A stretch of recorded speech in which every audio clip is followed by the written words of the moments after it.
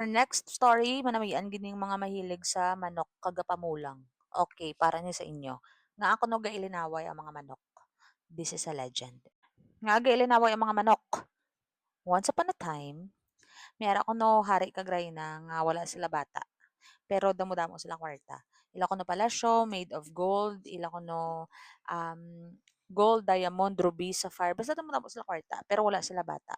And they were happy. Everyday ko no dumay pista pero sa palasyo, di ba? They were kind, they were happy, but eventually they became sad. Kay gusto ganin nila may bata.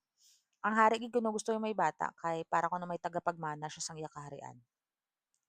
Eventually nangayo siya sa Ginoo, eventually ginhambalan sa kuno sang anghel nga, "Hindi ka mag-worry, king, kay tagaan ka namon, hindi ka mag-worry dear king, kay tagaan ka namon bata, pero hindi tawo amon ihatag sa imo." Hambalian naman, basta makita mo lang na. So, eventually the queen got pregnant and then sang nagbusong siya, nagbata siya. Ang bata ya tuod hindi tawo.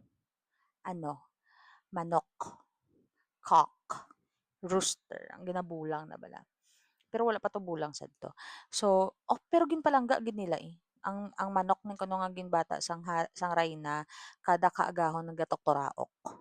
Still they are happy.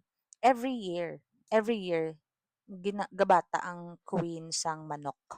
Palangga nila Japon nga daw ila gid pamilya. Ugaling sang napatay na kuno ang hari kag rayna ginbili nila sa ila 13, naglabot 13 ka mga manok ang ila nga mga bata. Naglabot sa 13 ka manok ila kabataan. Sang napatay ang hari kag rayna ginbili nila ila tanan nga manggad sila mga bata. Unfortunately, these cocks, these 13 prince cocks, think nga cocks as in roosters, ang mga gaaway na bala, mga manok. They think nga selfish gali sila. They believe nga dapat isa lang ang magmana sang tanan-tanan. So permi kuno sila gailinaway. Amo na hasta subong ang mga rooster nga ina gainaway kay gapaminsar pa na kuno sila gusto nila sila lang mamana sang kaharian. Hindi tungaon sa ilang nga 13 kundi isa lang dapat.